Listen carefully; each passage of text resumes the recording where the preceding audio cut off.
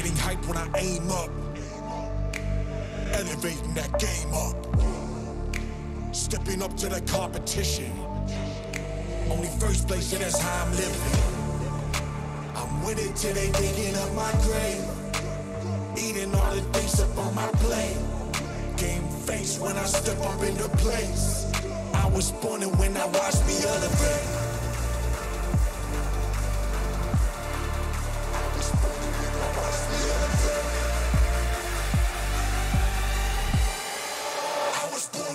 Watch me elevate.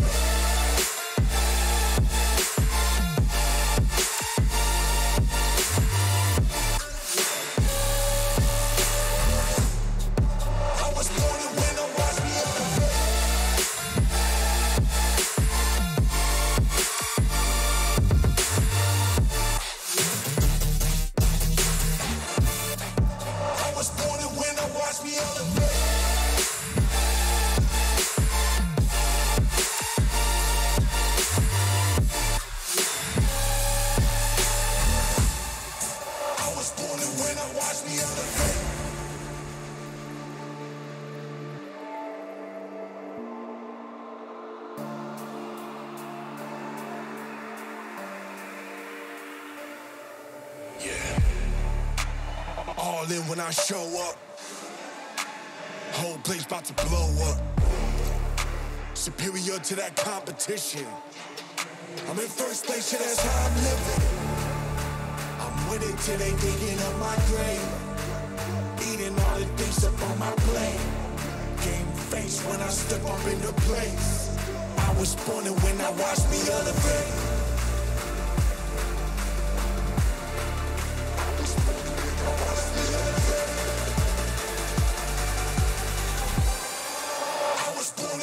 Watch me elevate.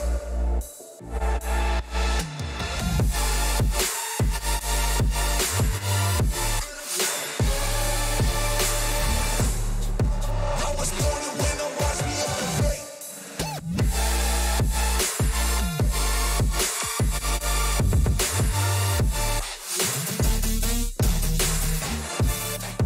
I was born to win, now watch me elevate.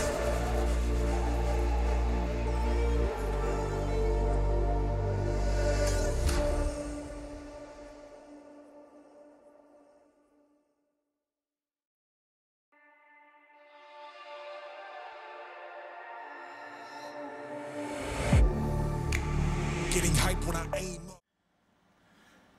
It's Wednesday, and you know what that means. It's time to go back live with your favorite flagship podcast from a bunch of nerds. We are Retro Blasting's least favorite podcast. We are The Brand Show. Good evening, everyone, and welcome back. My name is Billy. You can call me The Brand Show. You can call me your Generalissimo and the Larry Bird of action figure collecting. It is great to see you. And my name is Chris, a.k.a. Papa Smallz, the best dad on the internet, because I left smoking cigarettes and I came back. So wait a minute, we got something going on tonight, man. The brand world order is officially here. Got too sweet me for that one. Got too sweet me. Come on, put it up, third man. They don't need to know who you are yet, but ladies and gentlemen, we just want to give you guys a little introduction to some of our staff. So joining us tonight, the executive producer of The Brand Show, I don't even know what the fuck your title is, but you direct Unboxed and a bunch of other shit around the office. Skill issue. I don't really know what it is, but ladies and gentlemen, John Brown is with us as well tonight. What's up? Hello, folks. How you doing, guys? Doing all right. Well, I like to call myself the CEO of Awesome. Well, man, that's really hard because we already have a CEO here, man, and that's Hattie. So you guys can't I take can't care fight of that. for that. Yeah. Can I see a CFO? CFO of Awesome? Can the chief farting officer? Yes. That's yes. fine too. All right, guys. So first and foremost, tonight's sponsor of the Brand Show is, as usual, Prep You, brought to you by natural ingredients with balanced formulas for young men to take the time to empower themselves to have better hygiene through natural products, and you can save 20% on your order at prepuproducts.com with the code ABON, and you can look as pretty as me, smell as nice as Smallz, and maybe your hair will be as lustrous as John Brown's. But that's another story for you guys. Right now, we're going to get right into it. So, housekeeping. as we always start out with, John, you're new here, so you'll figure this out as we go along. So we're going to start out with our housekeeping. We go through everything going on at a bunch of nerds during the week, et cetera, especially with an ad break starting. You know, it just gives people the opportunity to not listen to us talk and wait for the guests. So first things first, we have new episodes of The Brand Show coming. We just booked a couple more guests that are really exciting. Next episode, first of all, is a Smallz special episode. Why don't you tell them about it? Oh, excuse me. He's got the hiccups. Yes. So I just scoffed down half a pizza in like 30 seconds. You are a savage. I wouldn't was have been able hungry. to do that. I haven't eaten since breakfast. Leave me alone. I'm fat. Anyway, hi everyone. So next episode, next iteration of this charcuterie board of fuckery, is a special with my boss from the magazine that I shoot for, Ghost Cult Magazine, ghostcultmag.com, cheap plug. I do. We don't do cheap plugs around here, man. Come on. My fee is $175 an hour. No cheap plugs. My fee is $175 an hour. Ow. Well, there you go. But yeah, so my boss, head editor for Ghost Cult Magazine, will be joining us just to talk music, talk comics, talk movies, talk the history of, you know, punk music and heavy music and stuff like that. He's been in the scene for forever out in Brooklyn, and he's currently he's in Boston, but he was in Brooklyn, moved out to San Francisco. He's here on the East Coast for RPM Fest, which is happening next weekend. Hell yeah. That which sounds is fun. a whole other thing that I'm doing. And yeah, so it'll be fun. So here's a question for you, Smallz, because you're not a comic book guy. Have you been doing any research? I mean, especially with our guests tonight, this is going to be a big one. Yeah, I've been doing a little bit of research. So wait a minute, you've been reading comic books? Here and there, yeah, surprisingly. Okay, that's pretty cool. So you know, since you're going to be talking comic books and movies, what have you been reading, man? Venom, Tooth and Claw. Wait a minute, you read Venom, Tooth and Claw? One of my favorite storylines of all time, drawn by our guest Joe St. Pierre. God, you are so bad at plugs. I'm very good at plugs. But You are that's the okay. worst. So anyway, guys, what that means to you guys is I'm taking next week off, so I will not be on this episode. I will probably be hanging out in the chat. I am going to take a well-deserved night off and let Keefe and Smallz run the ship. This should be fun. Please make sure you tune in for that. YouTube.com/a-bunch-of-nerds. New toy hunt vlogs. And John Brown, we got a new video coming, don't we? Finally, we got Galactus coming. Yes. Yeah, that was fun to do. I'm jacked. So we're working on Galactus. Our good friend Stevie Oaks is going to be a part of that one. That's going to be a lot of fun. Can't wait to see how that breaks down. More news from the YouTube, too. Nerd Fight is coming on demand as of Friday, if I'm not mistaken. First 2 episodes in Nerd Fight. Woo. Nerd Fight. Yep. Yeah. John's going to be one-word answers all night tonight. Be prepared for Man, I'm just leaving space for you because if I started really talking, I don't know if you guys would have I'm a talker. I promise, man. I'll cut you off if I have to. Don't even worry about it. I can confirm that. Last but not least, guys, I was on the collector sector last week with my good friend Kushimama Mandian. Make sure to head on over to youtube.com/thecollectorsector.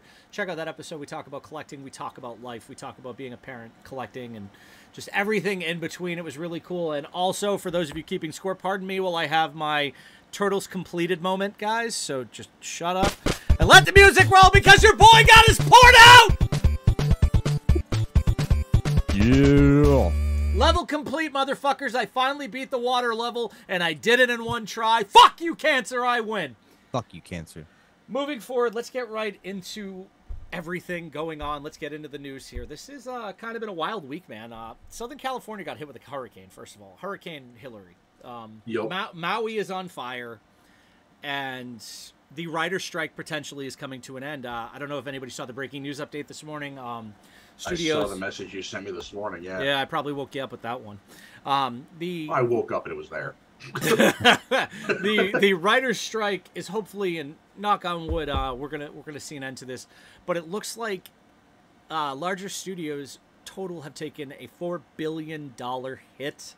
Good. with these strikes. Good. I hope Bob Iger goes to hell. Fuck you, Bob Iger, and fuck you, Disney, for not wanting to actually negotiate and pay people a fair wage and hoping that they lose their houses before you had to negotiate. You can suck a fucking dick. Also, Ahsoka episode 1 sucked. What? Really? Yeah, I've fuck been Disney. seeing like 7s and 8s all over the place. Listen, some of my diehard Star Wars fan friends said it was slow, said it was pointless, and it was arrogant. Honestly, I'm right now at a point in my life where I can't watch anything Star Wars because it's so oversaturated. It feels like a bounty ad, literally. The quicker, cleaner, quicker picker upper. Oh, look, more shit spilled. Oh, I don't know. Dave Wars. Filoni has done some amazing things. Him and Jon What Favreau was that have done analogy? great Listen, stuff, man. it's the quilted quicker picker upper. My apologies. Quilted picker. No, I don't care about the scripting of that. That analogy makes 0 sense. Okay, the simple fact is literally every time you turn around and finish a Star Wars show, there's another Star Wars show or another Star Wars movie. Yeah, because no one wants to come up with an original idea. Yeah, and you know what, the guys They're trying to milk. That's a what redhead horse from the A24 and 70s. Neon Studios is for. You're right, and I'm gonna say this, and I want you guys to make sure you watch Hey Archer live tomorrow night, 8:15ish on YouTube.com/Hey Archer Live and Nerd Affiliated. Steve said it this morning in one of his posts on Instagram, and I'll tell you right now, one of those things where you listen to Steve Archer, and Steve is very deep in what's going on. He's a very big Star Wars fan. So is his staff, bro. Disney is creatively bankrupt, and I agree with him, man. Like, it really is. I'm sorry to say. Sorry, Disney. You really need to do something new. But did you see what they did with their trading card game that launched last week? I do not know, but fill us in really quick, and I'll go through the rest of the news really quick once we're done. So they basically launched their version of Magic the Gathering. Oh, God. They canceled 1/3 of all pre-orders from all retailers and through their own site, and to create a desire for them. And get, like, the day the game came out, which was last Friday, there were cards selling for $1,200 on day one of the entire thing existing. So can you get? Was this on eBay? This is eBay, Amazon, anywhere that sells cards. So can we, just for after the show, can we get these sold listings like screenshotted and we can post them on our social? Probably, yeah. Okay, cool. Wow, I want to see that. I didn't even know they were coming out with a trading card game. That tells you how out of the loop with Disney I am right now.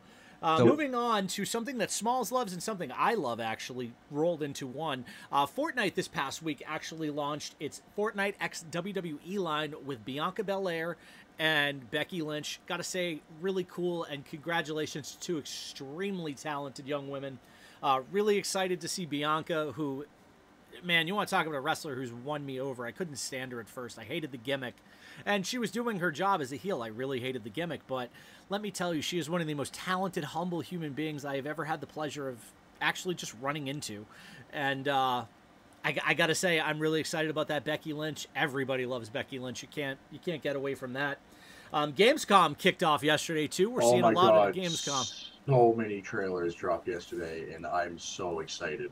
And, I mean, if we got time at the end of the show, maybe when we're done with Joe St. Pierre, we'll come back to Gamescom, talk a little bit about it. I hope you guys get your drops enabled. Twitch tonight is doing a Marvel Snap giveaway. Make sure you watch 6 hours of Twitch. Every 2 hours, you get a new variant. I believe the first variant is Moon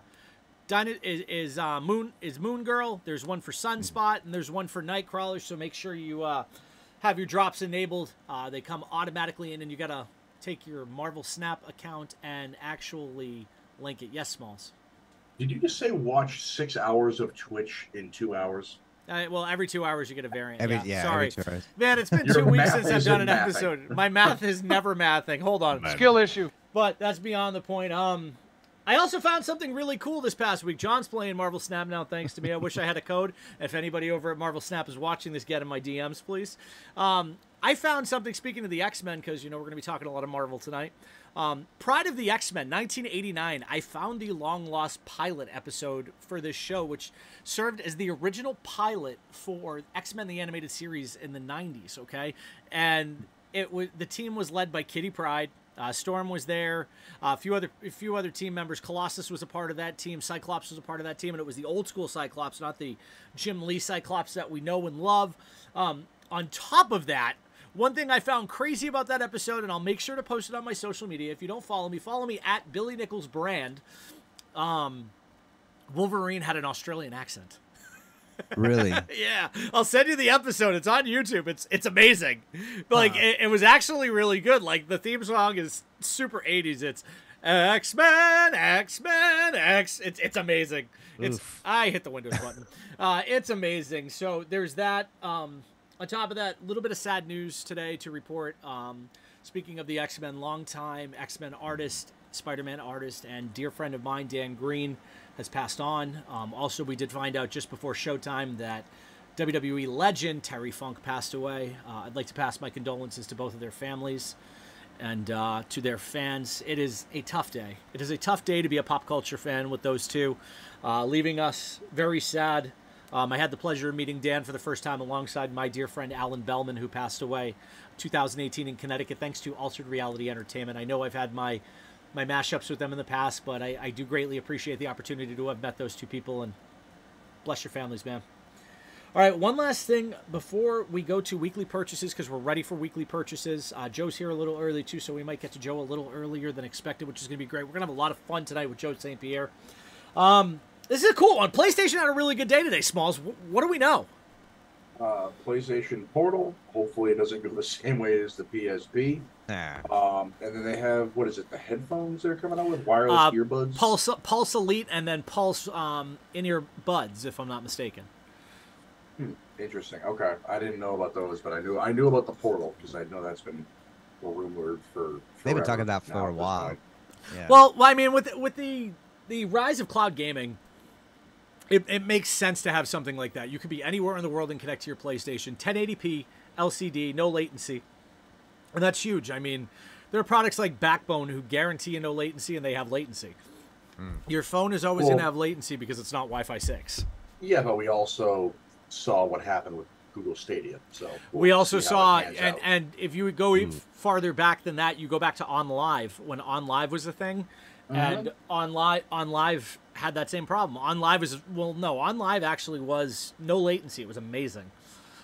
But in 2011, we weren't ready for cloud gaming. That's really what it came down to was. And you know, I mean, as a society, I really don't think we're still ready. It's one of those things where it's very difficult to gauge people's interest on that. Physical media has made a heavier comeback than I think a lot of people thought, especially with the resurgence of records. Watch Pressed. But, you know, it's one of those things where, you know, people are still walking into GameStop, still walking into Best Buy, Target, Walmart, buying games, and physical media sales are up. And it's absolutely amazing how that happens and how it's going. So I'm happy to see that, but I'm hoping that this new little device is cool. I really hope it takes off the way it should. And you know, I mean, Sony's been killing it, man. So let's see how that goes. But speaking of things to buy, let's move right into weekly purchases, and we'll start out with the third guy. Let me give him some music. John Brown. What do you got, pal? Okay, so this is something I got, and I'm actually upset about it today. So, yeah, right? It was on sale, too. Yep, and I had it on top of my bookshelf, and I moved my bookshelf to clean a little bit, and it got dented. And I'm sad, because it dented the cover. Skill issue. I know. But, yeah, this is very pretty. Well, here's the question. Are you going to let them breath, or are you going to let them breathe? Because, you know, most people on the internet can't spell breathe for some reason. There's an E at the end, you nerds. Yeah, I want to. I mean, I already have that's the word that's tripping people up? Well, that and theirs. That and your and theirs. Their. Yeah. Conjunctions are hard for people. Conjunction, junction. What's your function? John, what else? You got anything else? I mean... Got the Jeopardy theme playing for you, pal. You know what? Hold on. Yeah, I do have one more thing that I bought. Hold on a second. Chips. They're so yummy. Oh my god. Oh, you see this guy? Oh, see this guy? God damn. Number one bullshit. Yes. Actually, yes. You slender bastard. Check this out. All right. Oh. Hey, yo. Hey. That's wrong website, That's John. kind of sexual. Sorry. John. Wrong hey, website. hey, I think people have downloaded the wrong episode of the Brand Show if that's what you're going to be doing. All right, moving on. Smalls, what do you got? So I had a lot come in the last 2 weeks. I completed another discography, which is always fun. So I got, where's the other version of it? Yep, that one right there. So for anyone that knows mathcore or extreme music in general, I know John knows this band. I don't know if you do, Billy. They are no longer in making music. They have taken an indefinite hiatus. Unfortunately, I was lucky enough to see their last show in New York at Terminal 5. But the Dillinger Escape Plan, I have finally completed their discography. So I got Option Paralysis and Dissociation finally. And what else I got? I got a couple of, oddly enough, I got a couple of OSTs actually that you would appreciate. So I got performed by the London Music Works. I got Music of the Avengers. Oh, nice. So it's all the fanfares and all the battle music and stuff like that. Nice. And then by London Music Works and the Prague Philharmonic Orchestra, all of the 007 themes. Oh, Actually, That's there we cool. go. listen, that's music to have sex with a hot chick to. Uh-huh. And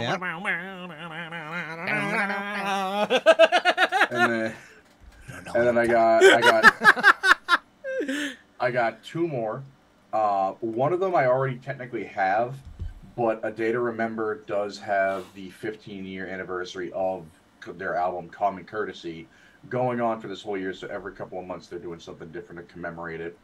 And this one I just thought was super cool and I had to have it. So it's the album. It's on a clear pressing, but the entire, I'm gonna actually take it out of the sleeve here. Let it breath. Wait on. I'll give you some Jeopardy music for this. And but the entire album is basically a coloring book. So it's completely What? black outline, and they literally ship it to you with a pack of colored pencils. Oh my god, I would totally do that. I demand an update every time you color on this. What I want to do is basically get the original album art, which everyone that follows Press, you know, I did a pretty in-depth video on that one. I want to basically get a negative of that and then just color it as the negative. That would be dope. So all the colors are inverted. Interesting. That would be dope. Did they call upon their fans to like put all their colorings up on their sites or anything like that, or there's just? They will at some point. I would imagine, but yeah, I just like thought a it collage. was. I just thought it was super cool, and I had to have it. Heck yeah, That is really fucking cool, actually. I like that. So. And then one last one, out of Boston, another Boston-based rapper here on the show. Also a good friend of mine. I went to high school with him actually. Suffolk County by Cousin Stiz. Shit, I met a dude in a tattoo studio in 2003 named Stiz. If he has Stiz tattooed right here, I know him. I don't know if it was he white Right or black, because there's Black. two. That might be him. I don't know. He's got a tattoo that says Stiz, like right here. Was he short, like 5'6"? I don't know, man. It's been 20 years. Dude, you remember stuff that happened before you were born. Yeah, that's because I have the internet. What's your fucking point? That's fair. All right, let's get right into this. So, as you guys know, we have a sponsored toy hunt coming up with Nick's Comic Strip. We were, by an anonymous donor, we were gifted a $500 gift card to Nick's Comic Strip. And we got some really cool stuff. I'm not going to show everything, but first thing we did get, and this is a grail for me. I'm not the biggest Deadpool fan, but I do love this. I did get the Deadpool Corps 80th anniversary box set. This is coming to Unbox next week. I mean, look, it's got Dogpool. How could I not? So cool.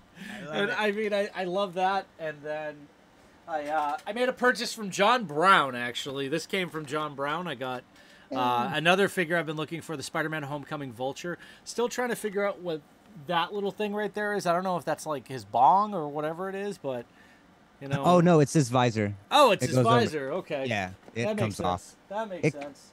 It's problematic sometimes, but it's cool looking. Right. And then I finally got my hands on the Cody Rhodes Defining Moments from Ringside. You can use code THEBRAND to save yourself 10% over at ringsidecollectibles.com. And then today, these just came in. We talked about these in an earlier meeting. I got the Wanderer from Teenage Mutant Ninja yeah, Turtles, that's the Best cool. Buy exclusive Nice. Ninja Turtles Wanderer. Yep. And last but not least, well, not least, there's more actually, but hang tight. I got Sinja Bots, also Best Buy exclusive. These are from The Last Ronin. Very excited about this. But Best Buy, for God's sakes, do better. Like, seriously, like, I don't want dented boxes when I'm spending $40 a figure. I did get, finally, the SummerSlam Hulk Hogan. If anybody has Jey Uso from that SummerSlam line, I need him on card so I can finish the Build-A-Figure Mr. Perfect. Very excited about that. And then we got to talk about this because I bought this. Okay, so this is what we call the D-Villain 5-pack. And this is a D+ at best 5-pack. I'm not going to show you all the figures. You're going to have to wait for the video. It's going to be on Unboxed next week. It's already been sent off to be edited. But someone tell me what's wrong with this figure. Why does it look like grape Kool-Aid? It's purple. Yeah, I don't know. The other problem with this is it's more of a kid form Peter Parker. And Peter Parker never wore the black suit that I know of as a kid unless it was in an Ultimate Spider-Man that I did not know of. But, man, Amazon, like, really, and Hasbro just dropped the ball on this one. And I don't know what they were thinking. I need to find the comic book that's you know what? to. Someone donate $20 or 4 subscriptions to the channel. You can have that figure. I'll ship it to you. All right. No, with that being said, guys, we're going to go to our first break of the night. We're going to get Joe St. Pierre in here with you guys to answer your questions, talk about his illustrious career, talk about some of his new stuff, including, where'd I put it? The new Zodiax, now available through Kickstarter. We're going to let him talk about all that, as well as his career through Marvel, Valiant, DC, the convention scene, Warner Brothers, you name it. Joe has had a very interesting career, and we're going to talk all about it right here tonight with John Brown on The Brand Show. Stay tuned.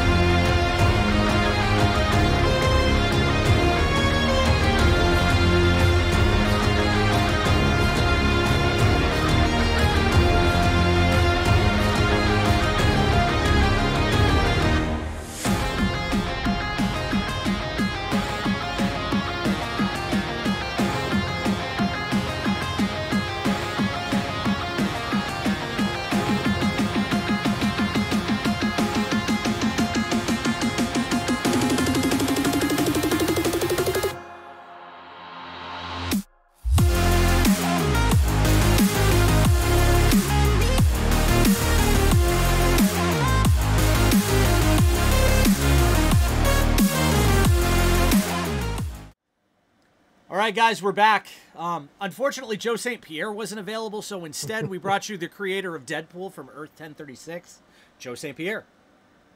Hello. Greetings from Earth 1036. Joe, thanks for joining us. It's a pleasure to see you. I mean, I see you all the time. It's a New England thing.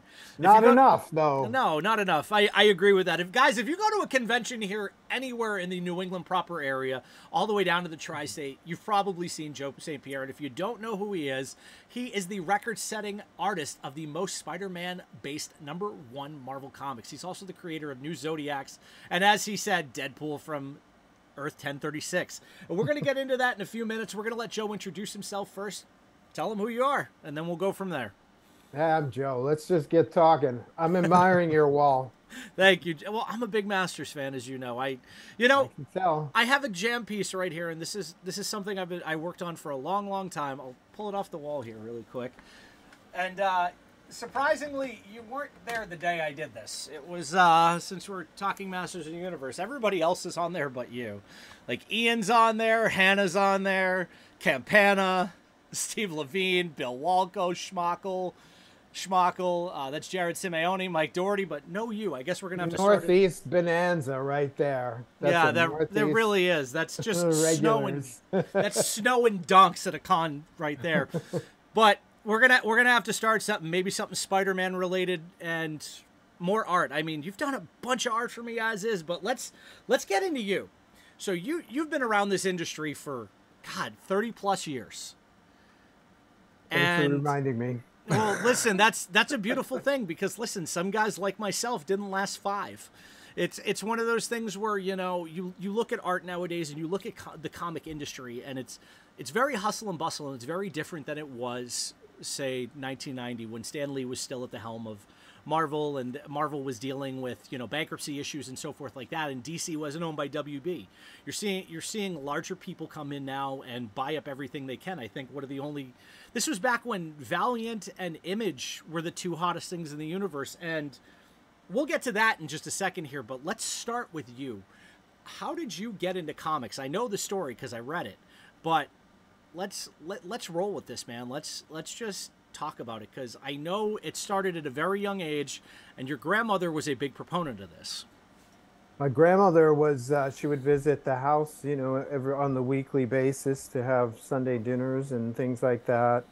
And she would inevitably bring comic books. I'm not sure why or what the instinct was, but there were 3 boys and a girl in the family, and Grandma would bring comic books to us.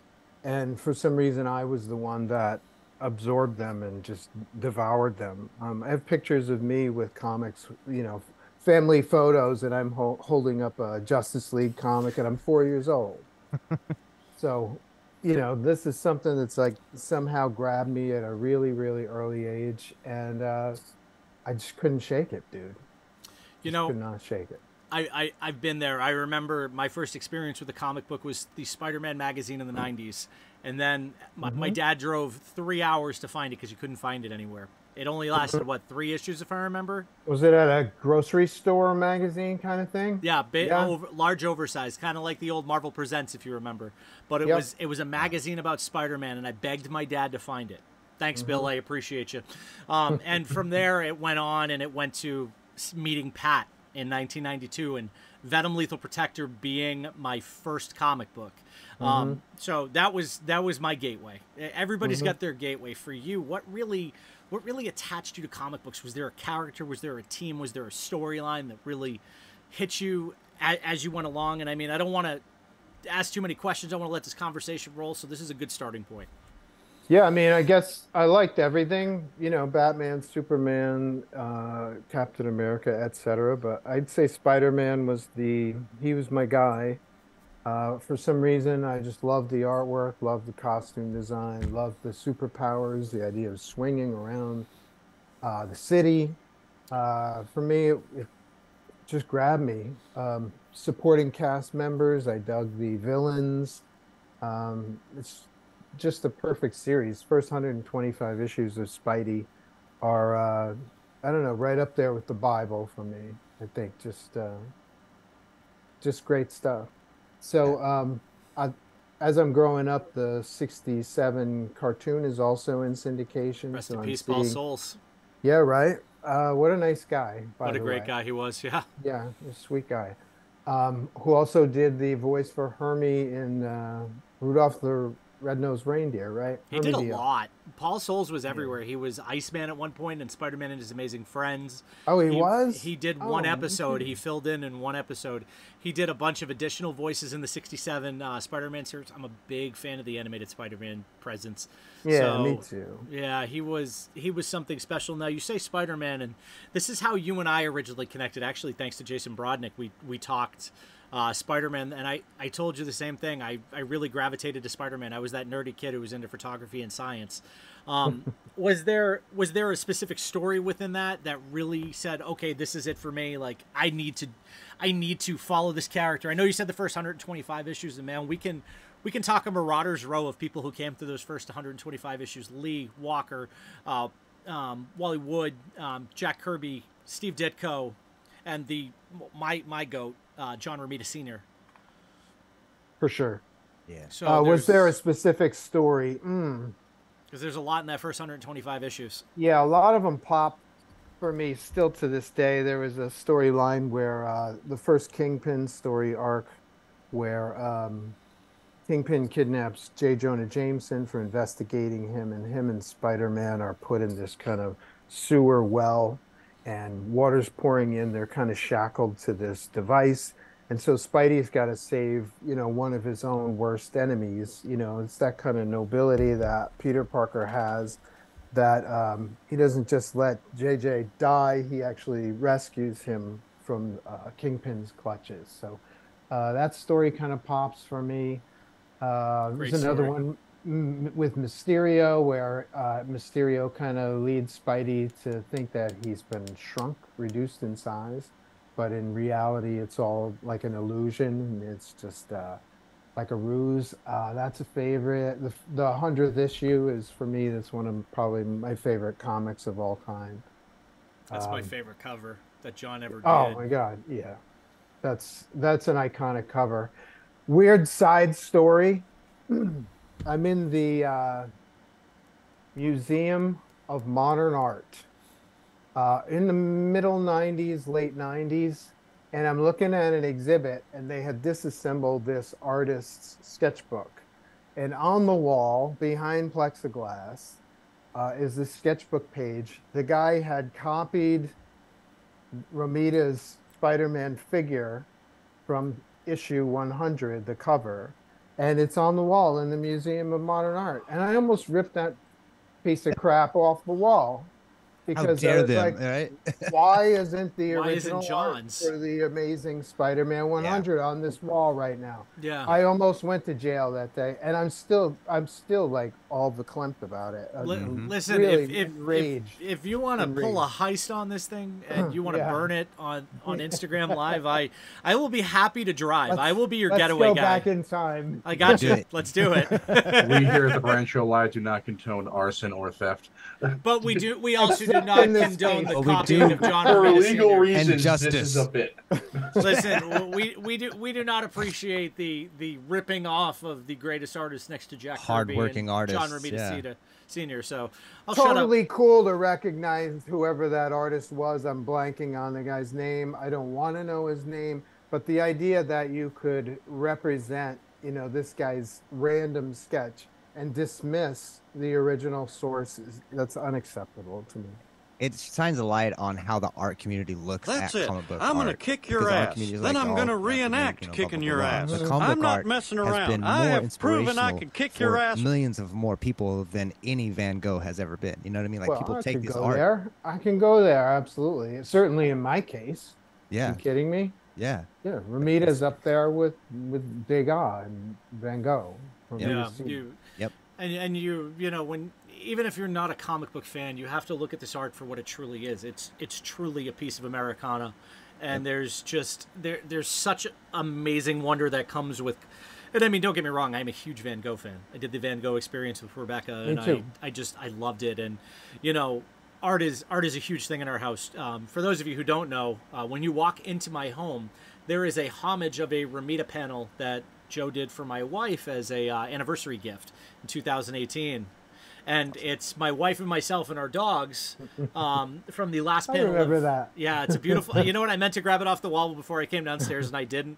But it's from Amazing Annual 21. There's a video on my Facebook. I'll share it to my Instagram later. It's one of my favorite pieces of my art collection. So there's that. But you have to understand the amount of significance and love that goes into these pieces and doing something like that. So moving on, it was a start.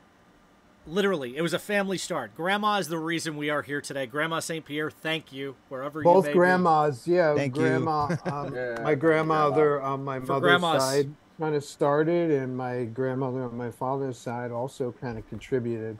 She'd have a drawer with little snacks and toys and stuff in there, and puzzles and comics. And I'm like, thanks a lot, Graham.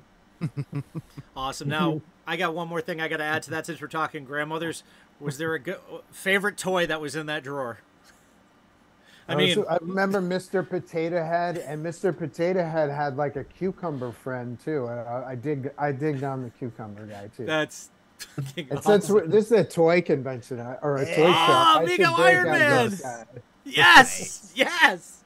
You know, it's funny. Before you came on, we were talking. Oh my God, Migo Spidey. That's a grail. Yeah, that's awesome. I sold my Migo collection some time ago, but there are some things you just can't sell. And so you know, two, I had one, and Maggie, my Frenchie, well, the first day she was here, she ate it. It's okay. I mean, speaking of Spider-Man, this just came in the mail for me too. The Rose, one of my favorite villains in the entire Spider-Verse. What kind of world is this where they have a Rose figure, right? It's holy crap. I'll have to send you photos later of my Spider-Man collection. It's kind of outrageous at this point. It's frightening. Is what it is. Moving on though, guys, chime in, be my guest. So I have a question, kind of going off of, so you know, Grandma got you into this whole world and sort of the chokehold that it took on you. Growing up, when you were going into like comic shops and whatnot, like every comic shop has like a shtick or like a thing that makes it its own. What in your eyes makes a good comic shop? Oh, that's a great question. I know this is probably a lost leader for them, but I love the back issue bins. You know, a nice thorough back issue bin. I'm kind of a browser when I go to comic shops, so this also may hurt retailers, but I like to see a lot of everything. You know what I mean? I have a friend who's a retailer, and he orders his Wednesday comics to sell out within a week. So I would go into his shop, and yeah, he's making money, he's doing fine, but his shelves are half empty. And I'm the browser guy, so I'm like, if there was something in that blank space, I don't know what it was, and so I can't buy it.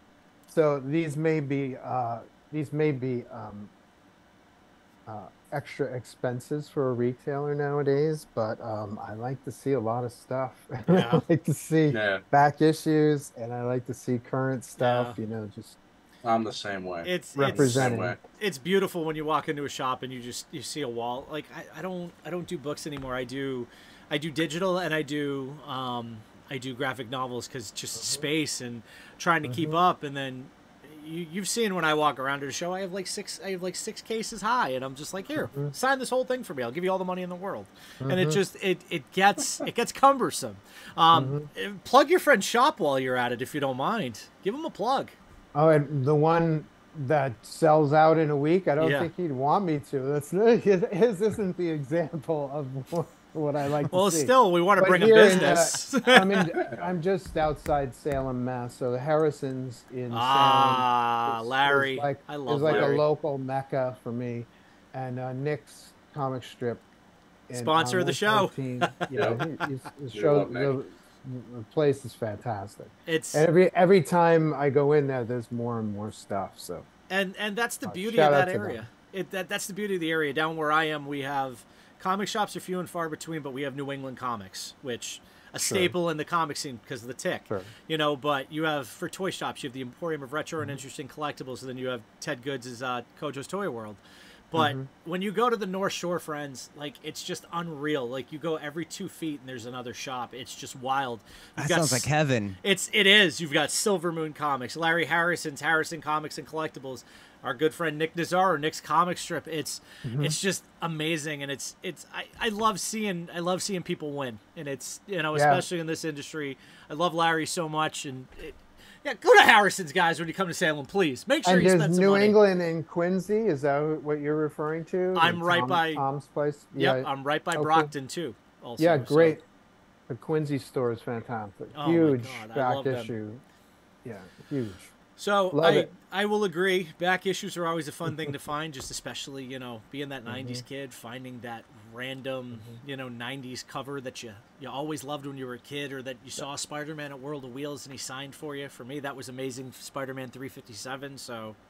And there's a certain smell too. Yeah.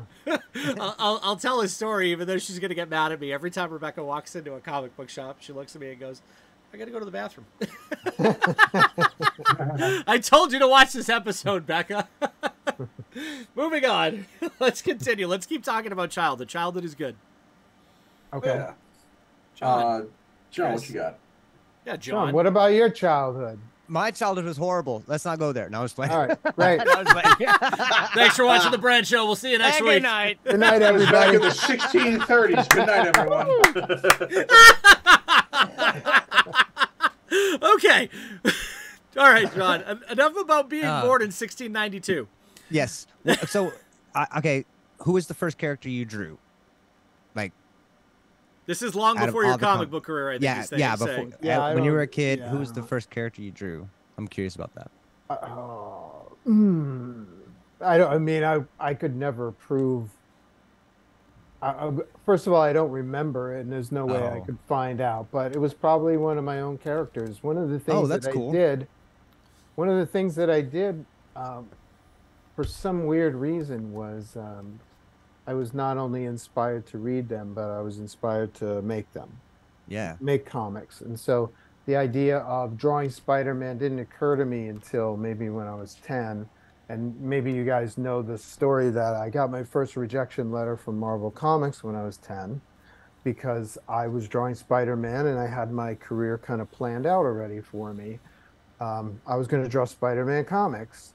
And so I sent in my collection of Spider-Man drawings, folded them up in an envelope, you know, licked the stamp, stuck it on, sent it into Marvel. And a couple weeks later, I got this rejection notice. And I was like, what is this all about? You know, you guys don't get it. This is my career. I got it all figured out. But before that, before 10, I was still making my own comics. And I have a character that he's kind of been around for a while. His name was Space Goof. And I used to have, he kind of has a dome for a head. And he had like wiggly antennas, and I would just draw simple eyes, very cartoony. So I'm going to say Space Goof for lack of actual memory. Space Goof kind of goes way, way back. Yeah. So you had your whole, you once you saw that comic book, you were sold. You wanted to do that for a living, and there was nothing going to stop you, even a rejection letter from Marvel. That is fantastic. I mean, a rejection letter from Marvel, if you've ever worked in comics or tried to get your own property off the ground, is an honor. I mean, mind you, too, it's done very differently nowadays. They have an algorithm that reads your stuff or looks at your stuff. Yeah, it's very different. I mean, I never got the pleasure of a rejection letter, but I submitted a script and I got told, good luck. Oh, that was the first one. You know, there were many after that. But I kept the first one. It was handwritten in red ink. Oh yeah. Who sent you a rejection? It was a gentleman named Elliot R. Brown, who I think was an intern at the time, but later I think he did some official work for Marvel. I know he was the technical illustrator guy for the official handbooks that used to come out back in the 80s. He may have been a writer as well. I seem to remember him as a writer for some reason. I believe he worked on Daredevil, if I'm not mistaken. He did some technical writing for Daredevil during when God, what's his name? Frank. It was after Miller. Mancuso or It's something very Italian, and I can't remember his name. I should know this. Mazzucchelli? Yes, Mazzucchelli. There we go. It was around that time when Nuke first appeared. Elektra was brought back from the dead, etc. If I'm not mistaken, he was. It was around that time, but I can't say for certain. Okay, very cool. So yeah, I kept the first rejection letter, but the others are all in the trash. In the wind. Yeah. So comic goof or Space Goof was your first character. We know that. Probably, if not the first, one of the first. Okay, and moving into that late '80s, early '90s, really started your career with a Bob Layton-led project. The great Bob Layton, one of my favorite people in the whole world. Valiant Comics, penciling under another great in Jim Shooter. For how cool was that, right? That is, awesome. I read this and I was like, shit. I remember when I still read Rye to this day every now and again. He was. Do you really? A fun character. I love '90s Valiant. Fun story. Bloodshot's one of my favorite characters. That's so cool. And a mutual friend of ours, Jason David Frank, was Bloodshot. Oh yeah. As you remember, yes, in the Bat in the Sun series, he played Bloodshot, and it was better than Vin Diesel's, if you ask my honest opinion. Yeah. What did you think of that movie? Oh God, I hated it. Oof. With Vin Diesel? Oh. Yeah. It was like putting me through a Fast and the Furious movie after the second one. It was just I couldn't make it through, dude. Either. I'm an hour in. I gotta go. I got to that first big gunfight and I was done. I was like, this sucks. I could feel the life getting drawn out of my body, and I was like, okay, we got to save this. Right. Yeah. And Valiant is very underrated for what it was in the '90s. People don't understand the importance of Valiant in the '90s and how Rye really launched a lot. Rye launched Bloodshot. Rye launched Valiant into the stratosphere. Like, I mean, we got Bloodshot from that, and then we got a bunch of other wild 90s styled books out of that. And if I'm not mistaken, they did an adaptation of Cadillacs and Dinosaurs, which was a very popular arcade game around that time too. So let's jump right into Rye, which was the first original character created by Valiant, and this was 1990-91, if I'm not mistaken. Yeah, give me a second, honey. Could you grab the power cord for this? I'm running out of power. Thanks. Things you don't want to do live on the air, ladies and gentlemen. I know I'm at 10% right now. I just got the alert. So. Let's give them a minute to get some power, and we'll go from there. What's extra weird is I have a Whatnot stream now. I've been watching. It's Joe St. Pierre art, for those of you who don't know, and I'm realizing that I'm tapping a whole different generation because these guys have never heard of Valiant Comics. Mm-hmm. I kind of chase the stream, follow what people are saying, and they're like, "What's Valiant Comics?" Well, it was before Image was Image. It was the indie. It was, and this is a great musical reference in Smallz. You'll appreciate this. Some people remember Craig Mack. Not everybody. And Craig Mack was Puff Daddy, Sean Combs' first real big find in music when he started out and said he was going to be a producer, and he started dancing across the stage and taking everybody's spotlight. He found this guy, Craig Mack, and he did a record with him. And Craig Mack was off to a start, and he was supposed to be what Biggie Smalls is. And then 2 years later, Sean Combs finds the Notorious Big, and Juicy drops, and the world just changes. So it was something, and I feel like that's the story of Valiant. Valiant was the next big thing, and then Todd McFarlane got sick of Marvel shit, and here we are now, where Todd McFarlane took Image, and we're going on 31 or 32 years of Image now with Spawn, and just flipped the game. So, for our younger viewers, for our viewers who may not know what Valiant is, let them know. Yeah, it was a company that was formed by some ex-Marvel employees. Kind of a similar story to Image, right? Very, if I remember. Jim Shooter was a former editor-in-chief. Bob Layton was a former inker and writer for Marvel. Barry Windsor-Smith was also I don't think Barry ever did anything for DC other than maybe a pinup. So Barry is very well entrenched in Marvel history. So Barry Windsor Smith is an ex-Marvel artist. Don Perlin was an editor there. He was an artist, co-creator of Moon Knight for Marvel Comics.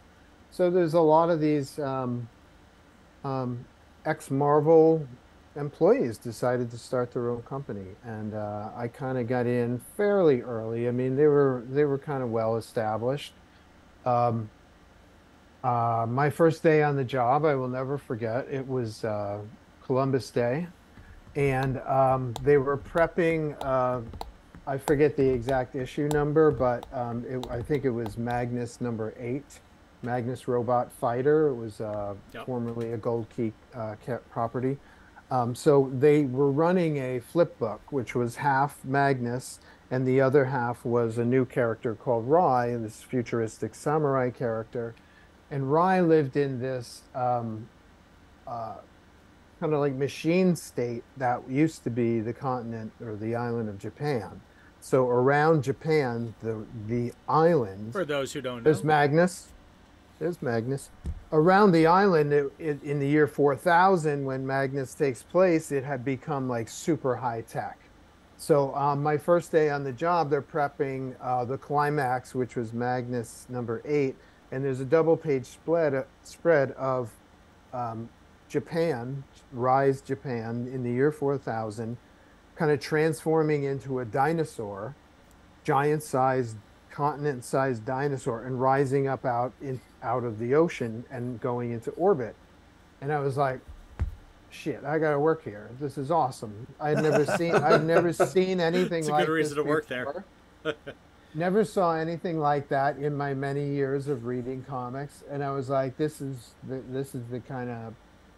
the kind of people I want to be around. I want to soak in that kind of creative energy. Yeah. So it was a great gig, and Jim and Bob, and especially Barry, were instrumental in making me who I am right now as a pro. So can't repay that. It was huge. Yeah. Yeah, it's pretty great. Barry was kind of a fascinating guy because I was in awe of him, from his work on Conan and Machine Man and etc., his independent stuff. But Barry was often like, no holds barred, brutally honest. So you'd walk into Barry's office, or Barry would come by and say, to kind of check out the work. And, sometimes you'd feel like he worked you over, you got the body blows, it's like, Atypical 90s comics. yeah. But if you could come out of that, you were improved. You were a better artist, And I remember one session in particular where we were going over an issue of Shadow Man that I wrote and penciled. It was my first writing gig. So I guess Barry was my editor at the time, but he was looking through my layouts and he was like, this is fucking great. This is fucking great. This is fucking great. You're starting to fall, you're starting to crash here. It's probably 1 o'clock in the morning when you're working on this. And it was like 12:30 when I was working on it. It was impossible. He could see the whole process, and Awesome. and it just seemed to me that even though he was, brutally honest about it, I never got the sense that he was, he was exerting his ego. You know what I mean? I always got this sense from Barry that he wanted to make good comics and he wanted to look at good comics, and he would be frustrated if he didn't see good comics, So I owe a lot to Barry, for sure. And best of health to him, wherever he is. Definitely. Now, was it fucking great, though? It was fucking great. I'm quoting, so. It's a good quote. I like it. I love the quote. Yeah. Yes. John, take it away. You've been kind of quiet over there. Well, talking about like how he walked you through the process of Yeah, the it was art. fucking great. And that's fucking great. Honestly, that's the kind of mentorship you look for when you're young. Is somebody just tell you what you're doing here is good, what you're doing here is bad. Don't do Yeah. that. Yes. It's perfect. The Love it. intent, and I'm kind of that way too. Is like maybe I don't know, maybe I bonded with him in that way because I'm kind of like that because I'm a Yeah. fan. I'm a fan first. And if I see something in movies or in comics, I get annoyed, you know, I get angry, you know, I'll throw it in, I'll throw a comic book in the garbage if I just can't get into it or I don't understand what's going on. I'll throw it in the can. But if I read something that's great, you'll know about that for sure. Because I'll be like, you guys It ever was read fucking this? great. It was fucking great. Exactly. Exactly. You know, I'm Exactly. changing the title of this episode to "It Was Fucking Great." Just for the record, I know it's listed as "Marvelous Memories with Joe St. Pierre," but it's going to be on YouTube. It's going to be "It Was Fucking Great with Joe St. Pierre." You know, I try Honestly, to keep. that would, I try that would to get keep. views. I would love it. Even if it got 5 views, I wouldn't care. I'd be happy because 5 people would know. It was fucking It's great. fucking great. Fucking great. Love it. But it was fucking great, just for the record. I heard through the grapevine that it was fucking great. All right, the bit is over. Let's move on. That was a good day. I try to be PG-13, but I guess I Same. got into the Well, memory. you're on a stream with 2 guys in their 40s and a dude in his mid 30s. You can swear as much as you feel like Okay. because it was fucking great. Yeah. Well, Ben is back. what if there's a 10-year-old scraping the internet out there? You know? Well, that's their to- parents' fault. To the mothers, fathers, caregivers, aunts, uncles, grandparents who let your young wards The watch internet this, is not a babysitter. I just want you to know something. It was fucking great. Moving on. The end. All right. So- Good night, everybody. Good night. Good night. Second cold close tonight, guys. We do that a So lot here at a bunch of nerds. I do have a question actually that kind of goes off of just the whole like the penciling and the whole creative process of everything. Mhm. Myself as a photographer, whenever I'm editing or color grading something, I always have either like music or something playing in the background. Do you ever have anything playing like to keep you going, or is it just like silence and just your stuff? Do you have anything you listen to, or a playlist, or a show that plays in the background? It depends on what I'm working on. If I'm writing or if I'm doing layouts, I need quiet because that means my brain. I need 100% of my brain. If I've got a page broken down and I'm just doing like say inking or penciling or something like that, I can have music on. I'll watch TV or have something on playing while I'm working. But it depends on what part of the phase I'm in, if that makes Cool. sense. Oh, totally. Yeah, absolutely. Yeah. So, When I, yeah. Is when- there? Sorry. No. Let's go ahead. Go ahead. I was just wondering, is there a specific genre that you go for when you have the moments to listen to music, or? Well, I'm a huge Kiss fan, so 99% of the time, Kiss is in the mix somewhere. Very good. So, or there's a Kiss podcast or something. I'll listen to that. Yeah. You know, There you go. I feel that when I'm working on scripts or I'm editing too. I mean, I have I'm a really I know we've talked about this. I'm a really diehard punk fan. You know, like Cool. old Anti-Flag, old Sam Black Church, Blood for Blood, the Misfits, Suicidal Tendencies, Millennium Colon. I'm the same way, but I've always got a Misfits based playlist. Every time they shove me in a tube for an MRI, what do you want to listen to, Mr. Nichols? Give me the Misfits. I got to be in this tube. I might as well be able to yell about something. They're So- actually playing in Boston in a couple weeks. The No Misfits? kidding. Mhm. What? Where? They're doing at MGM where I just saw Lorna Shore and all them. They're playing oddly enough. It's the same night that I'm going to be at Mr. Bungle at Roadrunner. They're playing at MGM with Behemoth, oddly enough, which is Hold a on. very strange mix. That's cool. That's Pardon me while I make a text Make a message. purchase. No. I'm just going to make a call for Is this Jerry reasons. only? It from- might be. It may or may not be. I may or may not have people's phone numbers. Yeah, they're doing a couple of random one-offs, and Boston's one of them. They're doing that, and I know that it's either sold out or it got a second show, but they're doing a show in I think Scottsdale, Arizona with AFI. That's random. And then they were like, "Oh, hey, let's do Boston randomly, but let's have melodic death metal playing. Well, pardon me while me and Joe go to Boston for a Misfits show because it was fucking great. What is Danzig? Wasn't he in the Misfits back in the day? Is he no longer? No, is he he's back? they're it's the original lineup is back It's together. the original lineup, yeah. Oh, no kidding. For their 17th farewell tour. No, this was this because I know Jerry only. This started with the 40th anniversary. There was a long-going lawsuit, and Jerry one day just called Glenn and said, "Can we just put this aside and make fucking music?" And they talked and talked and talked, and then they went to mediation, and then Doyle got involved, and that was the end of that. And now we have the original Misfits sans Robo, because Robo is since passed on, or no, Joey Image, excuse me, Joey Image passed on, and I don't remember who the original guitar player was, because it was kind of like the Megadeth of guitar players. Literally every 2 days there was somebody new. It was it was the literal revolving door, and it never stayed the same. I believe Joey Image did guitars too for certain stuff for Legacy of Brutality, and that was it.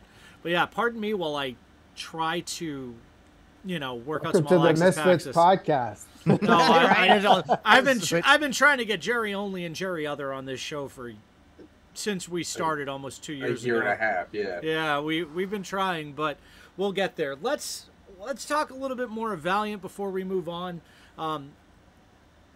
What happened at the end with Valiant? Was it just Rye, or was there not an option to do Bloodshot? Because I would have loved to have seen you do Bloodshot. Oh, that's a long story.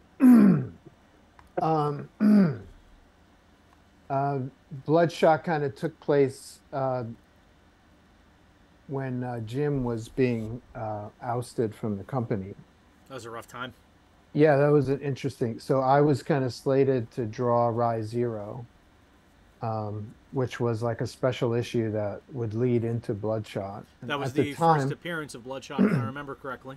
Yes. At the time I was working on Rise Zero, he was called Rising Spirit, and he was more like a street level, like a Master of Kung Fu character. So I have sketchbooks I did designs for Rising Spirit, costume designs and stuff like that. And then when Jim, towards the end of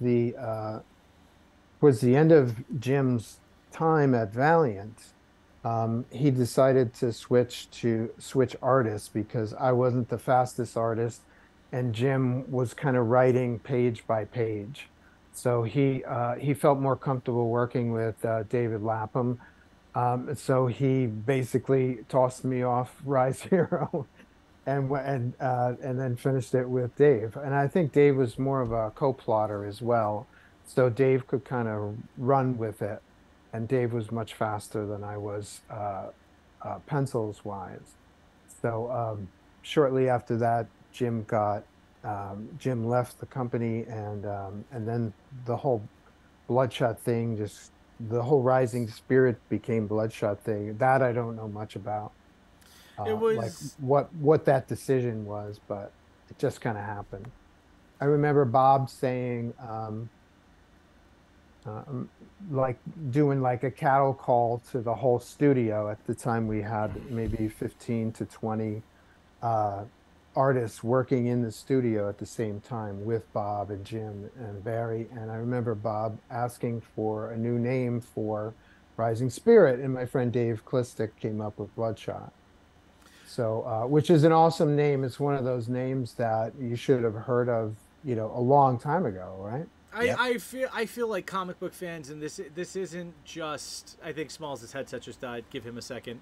That is not fucking great for the record. Mm-hmm.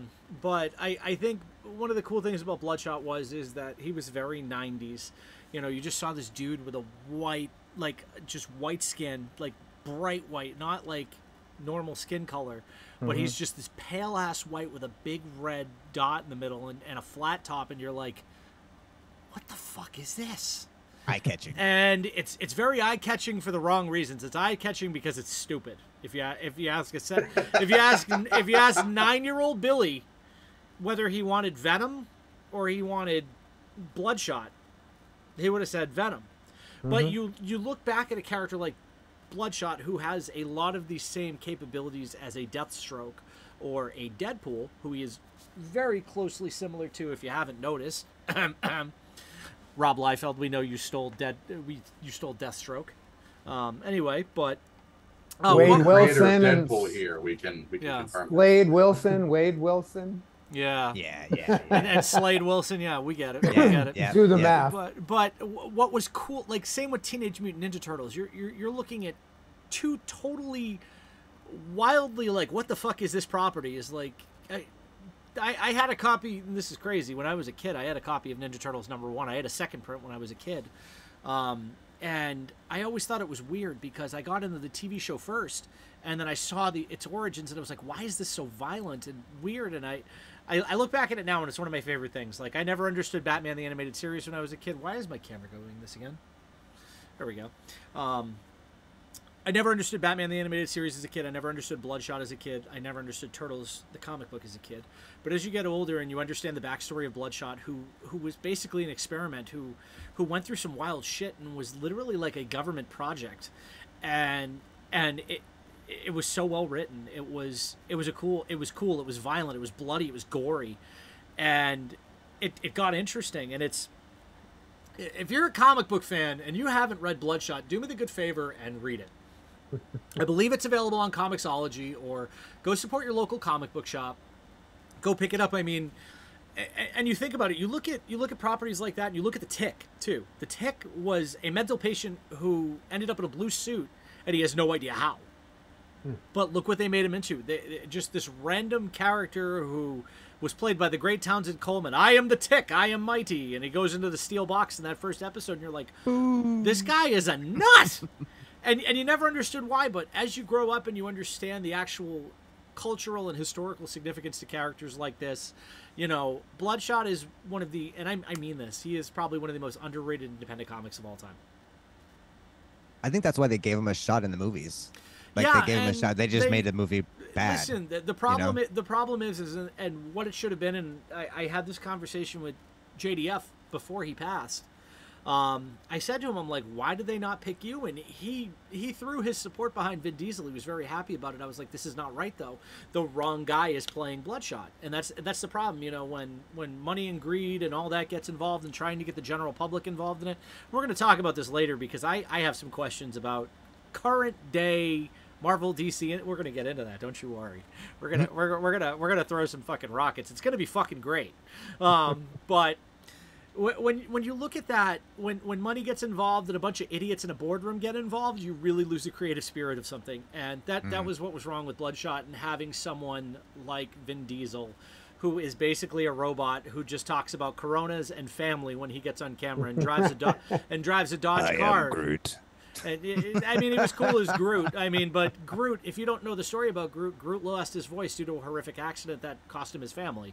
Jack Kirby made a very violent, very dangerous character in Groot, and they took him a total different way. Like the Tales of Suspense version of Groot, my friends, is better than the Guardians of the Galaxy version of Groot. And I know Joe will agree with me because he grew up with it. And Jack Kirby's vision of things is a lot better than what most people see. Go read Nude Gods. You'll see what I'm saying. Guys, we're going to go to our first break with Joe real quick. Get up, stretch, grab yourself a Grim Leaper from Liquid Death. Sponsor us, Liquid Death. And we will be right back. You are watching a fucking great episode of The Brand Show. We'll be right back.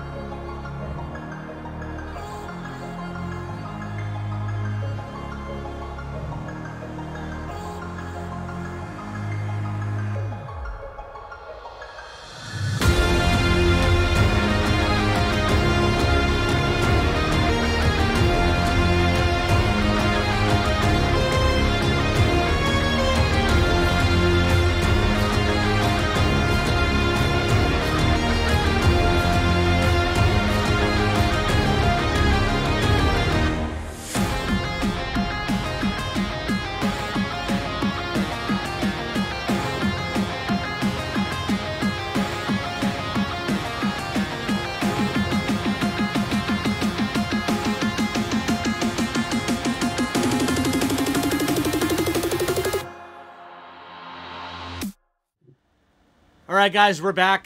John has turned into a sentient leather chair. I apologize. We got a few more minutes with Joe St. Pierre. I just got to remind you, though, we do have a second episode actually planned with Joe St. Pierre. So it's fucking great. Part 2 is more than likely happening after the mid-season break. Mid-season break is coming up too. We'll get into that after that. But we're going to still be live after we finish this part up. We're going to be talking some Gamescom tonight, so be ready. No script for this one. It's going to be fun. We're just going to let you guys blabber off. We're going to talk about things. We found, I guess John didn't turn into a sentient leather chair.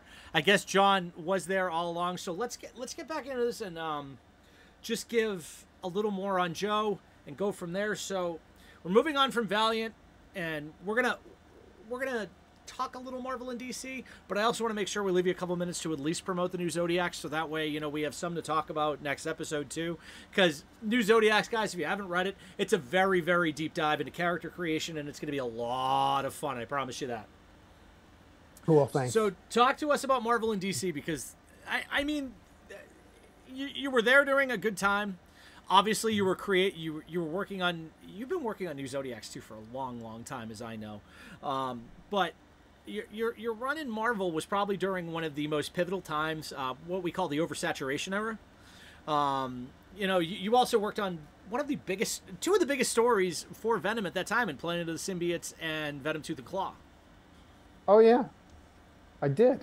And they were fucking great, sir. Thanks They for were. reminding me. They were, you know, I keep forgetting this, but if you saw the first Venom movie, I guess part of the Planet of the Symbiotes storyline was kind of incorporated into the movie, so that was kind of neat. My memory of the experience was it was very cool. The writer of Planet of the Symbiotes was one of my favorite writers. His name is David Michelinie. He wrote The Avengers, the Todd McFarlane run with Spider-Man, Amazing Spider-Man. He's the co-creator of Venom, and he was also my very first writer as a pro. He wrote Rye when I was over at Valiant, so it was kind of cool revisiting stories with Dave, but now they were all Marvel characters. So that was a lot of fun. I had a good time with it. Dave is also one of the most brilliant minds in writing. Yeah. Very underrated. He's worked with the likes of you, John Romita, etc. And you know, having Venom on your resume says that's all you need. I mean, shit, you're good for everybody. You're good for life. There's our third sign off for you. We'll keep Marvel. We'll keep more of this Venom. Marvel for our next episode. Let's talk about what's really important and why you're truly here. He's behind you and he's in my hand. Let's talk about this. Let's talk about, before you go, I know you've got short time tonight, so we're like I said, we're planning a second episode with Joe. You better be here for it. New Zodiacs, this has been a passion project for you for years. I see you passionately discussing it up and down the East Coast, every show I see you at. This is the first thing out of your mouth. You're always, to everyone who will listen, and this is, puns aside, this is fucking great. It's cool to see because it really is a deep dive into character ideology. 12 different characters, all self-published, all Kickstarter and fan-funded, all done by you. Give them the beginning of this. Give them something to salivate over, something to go search. Give them an idea of the new Zodiacs. Props to you, Bud, because you have the OG version. I did a 4-issue mini and a trade. And you remarked it. Oh, cool. Very cool. I did a 4-issue mini and a trade in 2015 of 4 characters of 12 characters who can channel the cosmic energies of the Zodiac. So I have, it's kind of like my Marvel universe, loosely modeled after the idea, you know, Silver Age Marvel had roughly 13 titles. And so I was like, you know, if I had an unlimited budget, I'd probably model myself off of Silver Age Marvel Comics. I'd have 12 or 13 titles running on a monthly basis. And that would be my thing. But I don't have an unlimited budget. I'm just me. So I start with the character that kind of popped in my head the most, and that was the Aquarius character. And then after that was the Leo character, and then there was a Pisces character, and then a Sagittarius character. And I kind of got sidetracked. I got an offer from Simon & Schuster to do a graphic novel book series with Jacques Cousteau's grandson, Fabian. This is cool too. And so that's like an all ages thing. And that kind of goes back to me as a kid reading comics. I don't see a lot of comic books nowadays. I'm talking about mainstream superhero comics that I feel are really appropriate or easy for a child to kind of ramp onto. You know, my first issue of Amazing was probably somewhere around 108.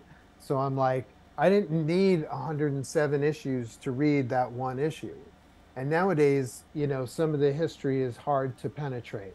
And it's hard to get into a character when you need to read 5 issues of something in order to get a story. So very difficult, but so I get this offer from Simon and Schuster to do a graphic novel series aimed at younger readers. I'm like, this is me diving. I'm like, I'm all in. Got to do this. Got to try it. But it did cost me 4 years of time not working on new Zodiacs.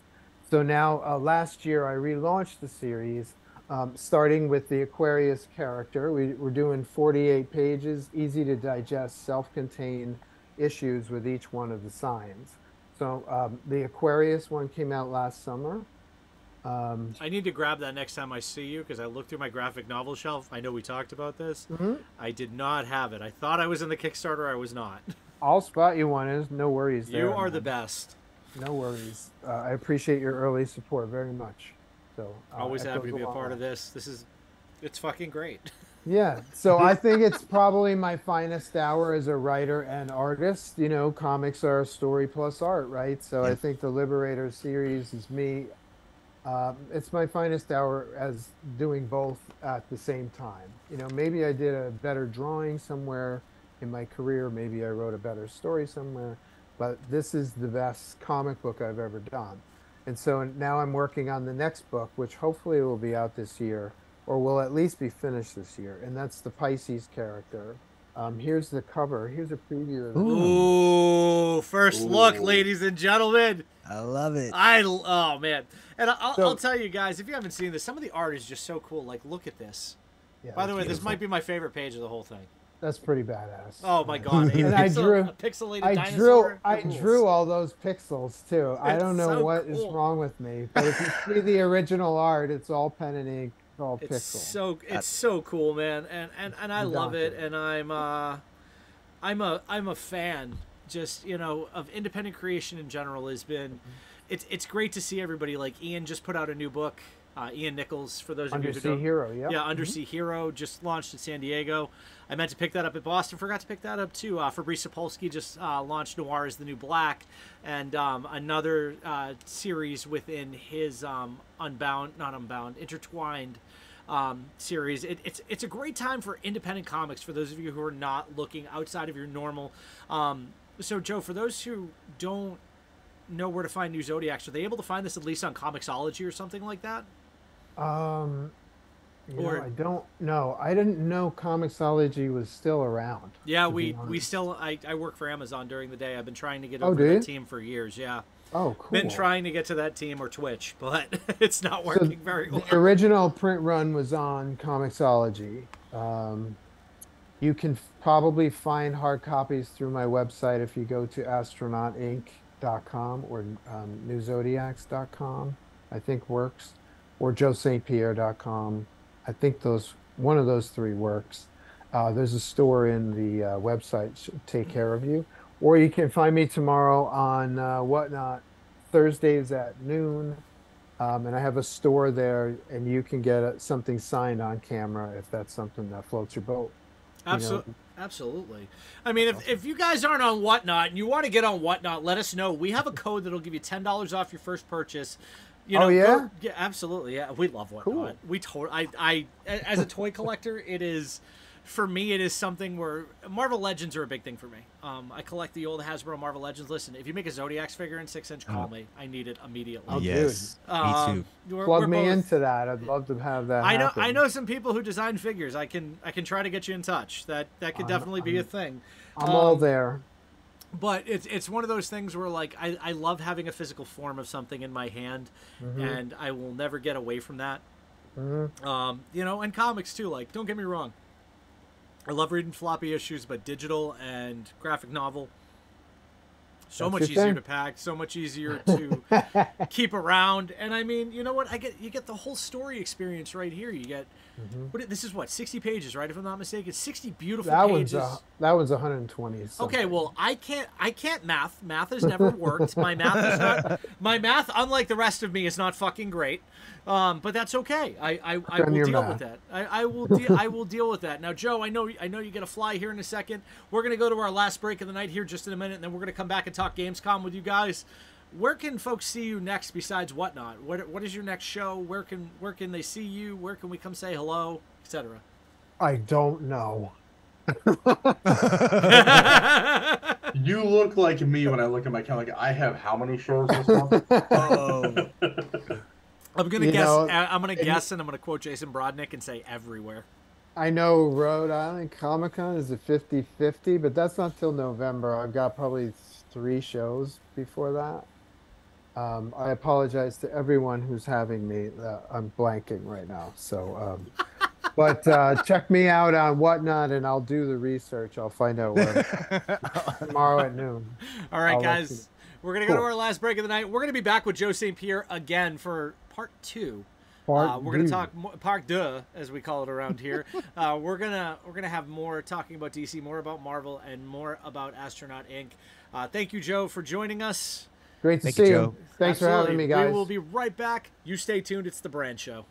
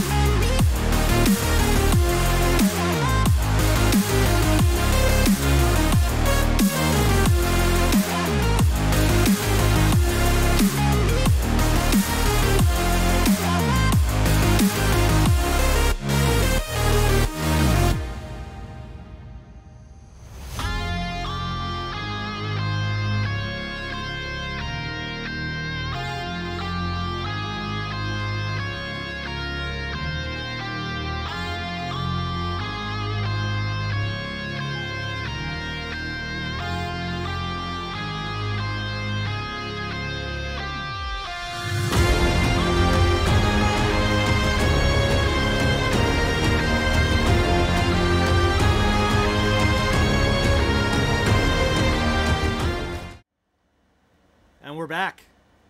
John, shut the fuck up. I can't help it.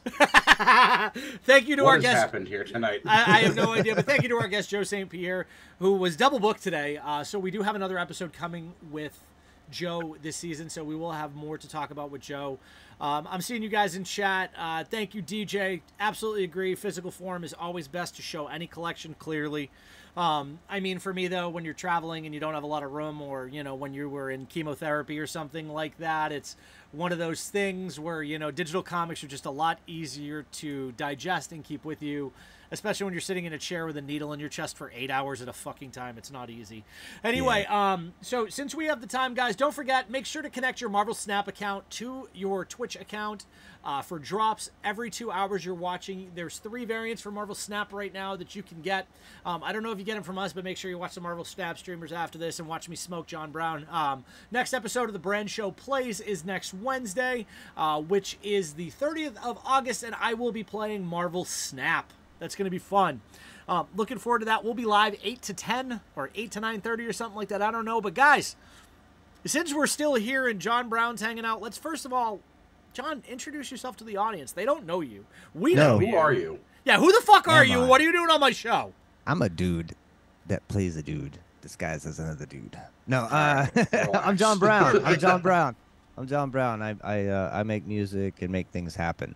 I like video games, action figures, comic books, and well, movies, TVs, all that stuff. Are they fucking great?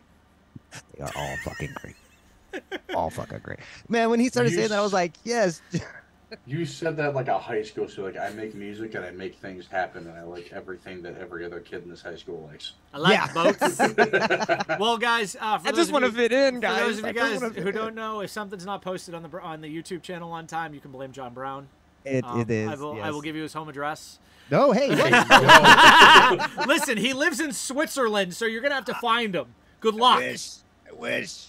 No, Yeah, no, but it's for okay. the- We know you live in Oklahoma. Oof. Damn. Wait, it's not Oklahoma. It's Saskatoon. I was born in Oklahoma. That's unfortunate. I'm sorry. I know. Oklahoma. I know. All right, anyway, you know. guys, let's talk Gamescom. Obviously, we can't show trailers, That's which unfortunate. sucks. That's not fucking great, but Gamescom is off to a running start, and there's a couple things I want to talk about. First things first, Assassin's Creed Jade. I saw that Assassin's Creed Jade had a trailer. I got to see it. It was gnarly.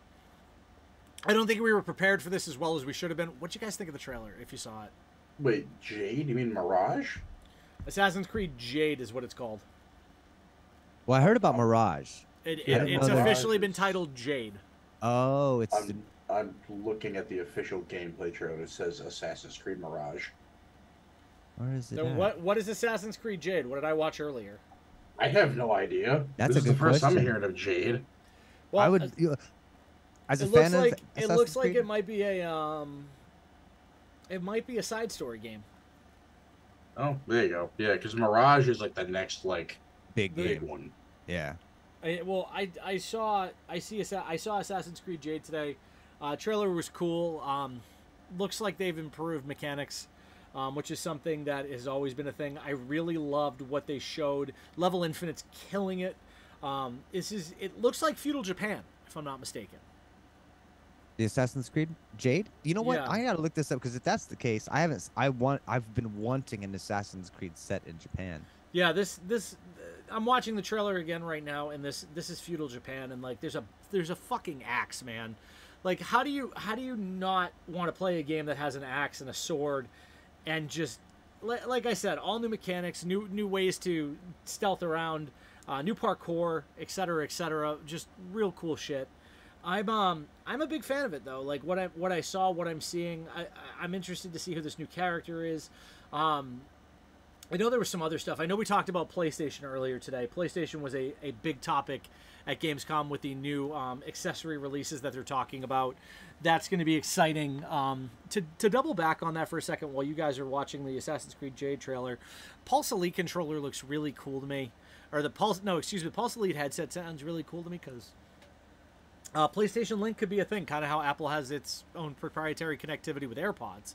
But I mean, the question here is how like for the everyday PlayStation user who's not trying to add another dongle to their system. I mean, considering native proprietary connections are becoming more of a thing, Bluetooth is kind of going the way of the wind, if you will.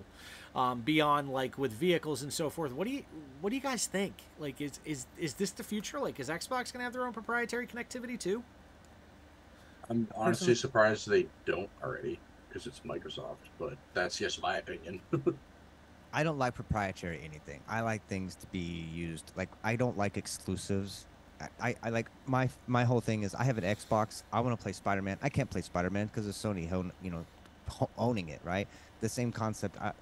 I don't like the fact that iPhones have a particular charger so that me and my wife, who has an Android, can't share it. I don't like that. I want everything to be like as universal as possible. Is that official that they're finally going to USB-C? They legally have to because otherwise they're not allowed to sell their phones in Europe. In Europe, so they have to do it Because all the way around. they sued Yeah, Apple and said I heard about that. you either have to make it USB-C or have a model that is Lightning and another model that is USB-C. And that is stupid to do both because it would cost them billions of dollars for no one to buy it in Europe. So I'm saying it's a pretty solid bet to assume that the new iPhone 15s are going to be all USB-C powered. I mean, I think honestly too, like my iPad is USB-C. Everything else I own is USB-C. I like it. It's more efficient. Its power delivery system is better. On top of that too, you have less of a fire risk with something like a USB-C. And I mean, I know that's, you know, when you're dealing with batteries, people are stupid and forget to unplug their phones, or they plug their phones in and they use incompatible charging voltages and so forth. Oh yeah, people use iPad chargers on iPhones. You can't do that. You're not supposed to do that. That's bad. Well, now the 20-watt chargers are standard across all iPhone and iPads. Yeah. Oh, now? Okay. Yeah, that's been the case for a while now. Has it? I haven't had an yeah, iPad the big power brick. Yeah, that's how it is. Because you get that with your iPad. Excuse me, you get that with your iPad too. And other than that, though, some wild shit. First and foremost, let's dive into something else while you guys are talking about this trailer. We know Modern Warfare 3 is coming. Looks like it's a reimagining of the original Modern Warfare 3, which is cool. The Modern Warfare 2 was fantastic. Loved it. Still haven't gotten out of Amsterdam yet in the new one. Need to get back to that. Too many games to play. Playing Madden right now, so I probably won't get back to that for a while. Honestly, I'm stuck in a mission on it. You know, first level of gameplay was showed off. Called Operation 627. The action begins in the Castovian Sea, where Alpha Team assaults an enemy compound at night. Yes, we're going back to Verdansk, the original setting for Warzone, with night vision goggles, blah, blah, blah. I don't know if you guys got a chance to check out this trailer yet, but fuck, Modern Warfare 3 looks awesome. I mean, they always look good, but then they always end up being the same as every other Call of Duty. I don't know. I think Modern Warfare 2. I think they're not the campaign. They're the online mode. This year was more fast paced. It was. I don't know what game you were playing because mine was slow as hell. Yeah, I played a lot. I played a good 200 hours of it. I've prestiged like 6 or 7 times. I played 5 hours. And what system are you playing on? PS5, the one you bought me. Oh, I did buy Modern Warfare, didn't I?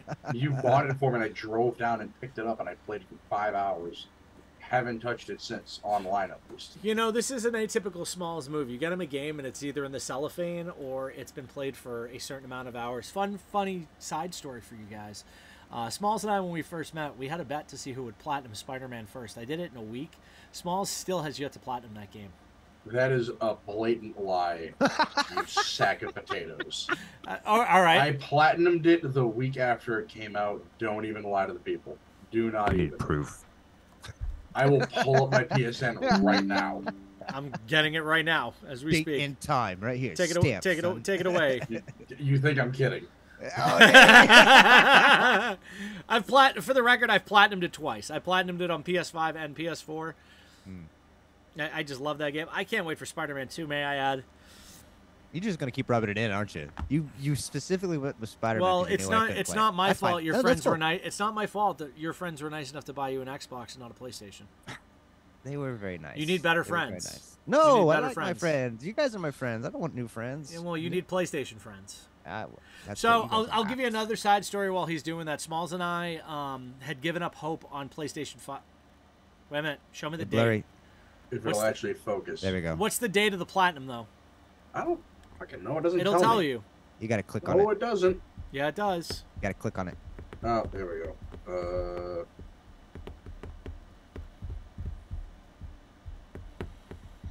November 10th, 2019. That is definitely a year after the game came out.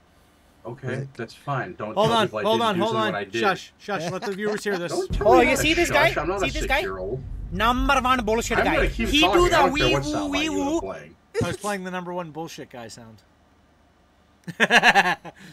You're a donut. This Assassin's Creed Jade actually There's looks the pretty focus. sick. Yeah, it looks pretty cool, right? Jade, it says it's exclusively for mobile devices, but it is the first Assassin's Creed where you can create your own assassin. Now, that is interesting. I think one thing that's been really cool about mobile games lately is you're seeing a lot of stuff that's been ported to other platforms such as Marvel Snap, and now we're getting also, to lead into that, we're getting Final Fantasy VII Remake on mobile. On mobile? What do you guys think of that? What? Like the one that came out on PS4? Yeah. How are they going to do that on mobile? I don't know, but they fucking did. Does That it game come is- packaged with a backbone? Like, there's no way to do that on mobile. That's huge. That's gigantic. You would need a separate phone. They'd have to get Do it like, on your new iPad. compression. You would new need the compression ROG stuff. phone that's like made for gaming. You know what looks? You'd really have cool? 7 minutes of battery life too. Yeah, 7 whole ass minutes of battery. but it'd be life. the only thing with enough RAM to run the game. You're right, but let's get back to this Modern Warfare 3 thing. I know we kind of said Modern Warfare 3 is the same thing. Smallz played 5 minutes of it.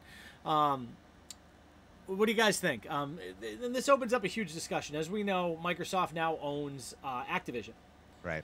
So Phil Spencer made a comment about potentially bringing Call of Duty to The Game Pass. Game Pass. Yep. What do you guys think about Xbox? Okay, and I'm not a fan of Xbox exclusivity for what is absolutely the biggest game in the world. This Next goes to back a my- League of Legends or something along those lines. Chris, correct me if I'm wrong. But I would venture to say that this is the biggest game in the world, Call of Duty.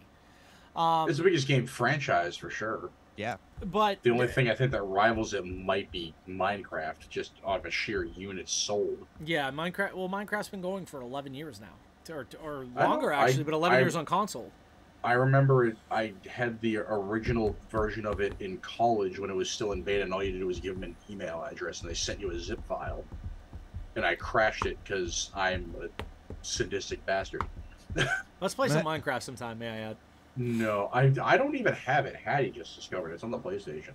Oh, we should play. But I remember I did the math out for how much force one block of TNT is.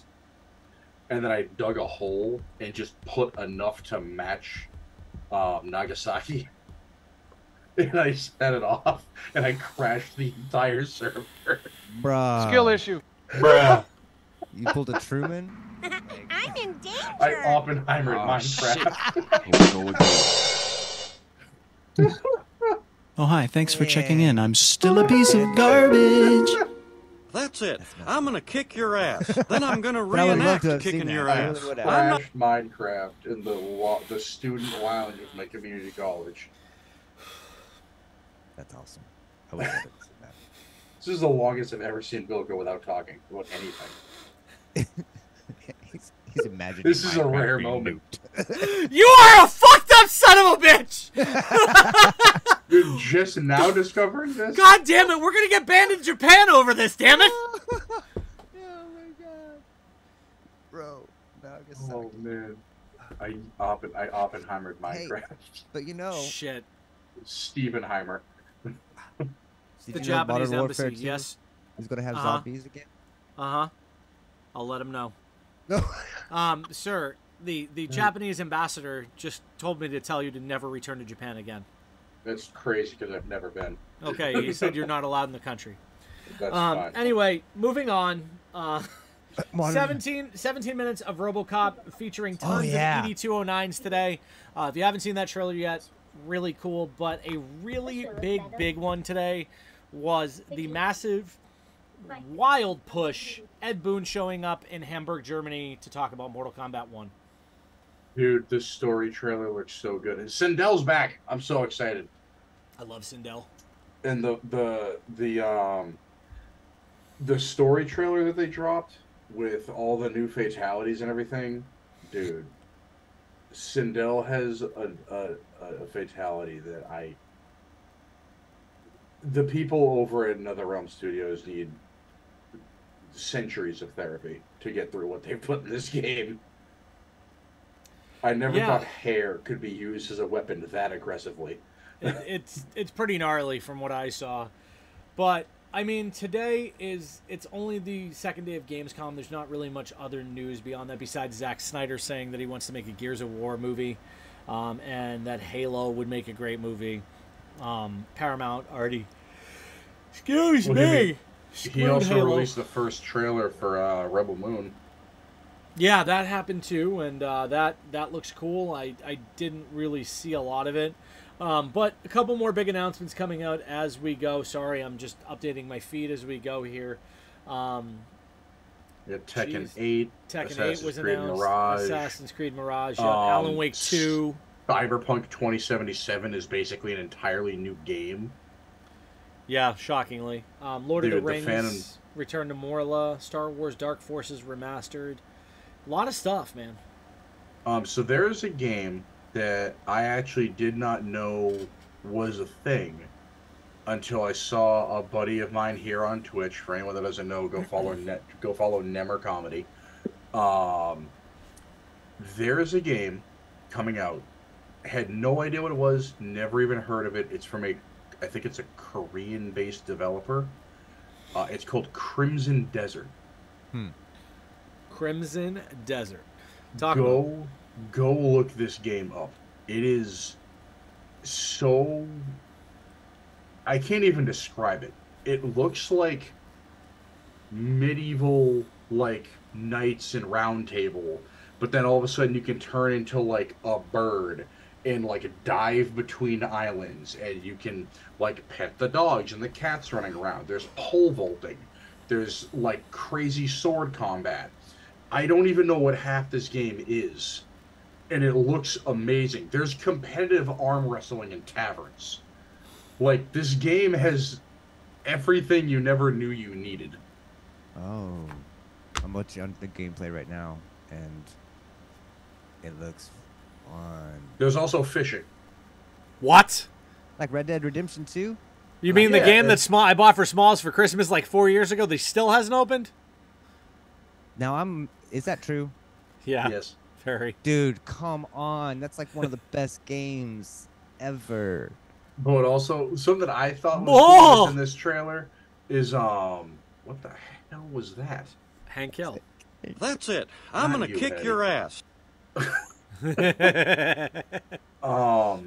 There is travel by hot air balloons, so you can actually see, like, the draw distance of the entire game. And it looks so... In the Crimson Desert? In Crimson Desert. It looks so pretty. But can you sword fight in a fucking balloon? I don't know. I don't think so. And there's, like, portals and all this hyperscape. There's so much going on. It looks pretty good. I haven't heard of this at all. This looks fun. He drifts a horse. He families a horse. Wait, drift? He drifts. Like he Final Fantasy. He Fast and Furious is a horse. And then jumps off a cliff. Yoshi sacrifices the horse, turns into a raven, and then dives into combat. Does he save the horse? No. I don't know. The trailer cuts off. I mean, listen, I had some kamikaze mice today. We had 2 field mice in the house. One fell out of a vent and died in the toilet. What a terrible way to go. Thoughts and prayers. Like, John, if you're watching the trailer, just go to, like, the 2-minute mark and then just hit play. Wait, what does he do to the horse? He sacrifices the horse, but what does the horse do? Does it yeet itself off a cliff? No, it just goes down. It doesn't go back to where it was, and then he turns into a raven and he flies into combat. And the horse just goes, no! Oh, you tame a horse too? Dude, this is Red Dead Redemption set in the past. Like, almost, that's pretty cool. Like, you tame a horse, you ride a horse, and in Red Dead Redemption, if you get your horse up to 4th level bonding, you can actually drift the horse too. So you horse a horse. You drift. Oh my! What the? Okay, I just got to the part where he just. So the horse gets. He totally Yoshi'd the horse. He was right. He yeeted the horse. Yeah. Holy cow. That poor horse. Dude, that's messed up. Wow, that looks like a good game. I'd play that. I would play that. And then you're climbing like a tree, and then you like disassemble a house, and then there's skydiving and bombs going off. This game looks like insane. And there's horse diving. Yeah. Yes. So there's that. You know, I hope the horse doesn't take fall damage. I'll leave it at that. Armored Core 3 comes out tomorrow, or Armored Core 6 rather. Well, hey, that's the end of that. Okay. The Mech Warrior game. Yeah. Does it have horses? And there's a new. God damn it. Is it fucking great? I swear to God, William. Whoa. Using his government. All right, wrap this up. We're done. You know which one I'm looking forward to, and this isn't a part of the Gamescon thing. Is the Starfield. The new. I have my reservations about that game. Really? Well, I guess because I'm getting it for free, I'm not really worried about it. It's coming on Game Pass. Oh, So there you go. I don't But, have to buy it. Just what it is and like what it's gonna be like 1,000 planets. At least 10% of those planets are inhabited, and the rest of the planets you can visit and or refine for different stuff. But yet it has graphics that look like it came out of the PS3 era. Well, no, I don't think so. I think one thing they said that they weren't worried about the frame rate in this game. They were worried about the mechanics of this game. So I think we'll see. I don't know. I'm looking forward to it. I'm looking forward to just a big game that is. I love those RPGs. I love Fallout. I love Skyrim and all that it has to offer. So this is just like a space version of that. That's not my bag, but it's just I have my reservations about it on a technical standpoint. But we'll see. Yeah. All right. With that being said, I don't think there's anything else about Gamescom to talk about. So stay tuned to websites where there's Gamescom news because we got nothing else. But that's it for the brand show tonight. Shorter episode than usual. We were a little unprepared for this, but that's okay. We kind of make it work as we go. We're back in 2 weeks with a very special fireside chat with Smallz and Keefe from Ghost Cult Magazine. There will be coffee and liquid death and stories of punk rock music and shit. Who knows how many hours these guys are going to go. Try to keep it under 3. I mean, I'm going to be with them for 5 days next weekend, so. You poor bastards. All right. Well, that's it for tonight's episode, guys. Thank you for tuning in. If you tuned in, my name is Billy. You can call me The Brand Show. You can call me your Generalissimo and the Larry Bird of action figure collecting. That's John Brown. And I'm Papa Smallz, the best dad on the internet because I left him looking cigarettes and I came back for your ass. Love you, Dad. We'll see you in the next one. Until then, make sure to head on over to youtube.com/the. Wait, that's our Twitch. YouTube.com/ at a bunch of nerds. Make sure to check out all of our content. Don't forget to follow ABON Pressed, PRESSD, and ABON Unboxed, UNBOXD, across social media for toy unboxings, discography deep dives, toy hunts, figure and pop culture history, as well as music history. And we'll see you in the next one. Be good. And, well, we're going to have a surprise for you guys later in the next couple of weeks about an upcoming episode that I think you guys are really going to like, especially if you're X-Men the Animated Series fans. And we'll see you next time. Be good. Peace.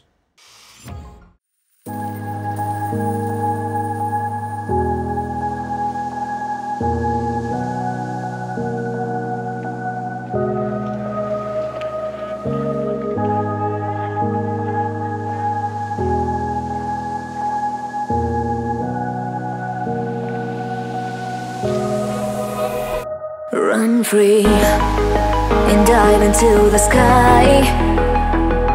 Hear the wind crying out its prayer, while we're so ashamed to be alive. Break the chains and our freedom's ours to take.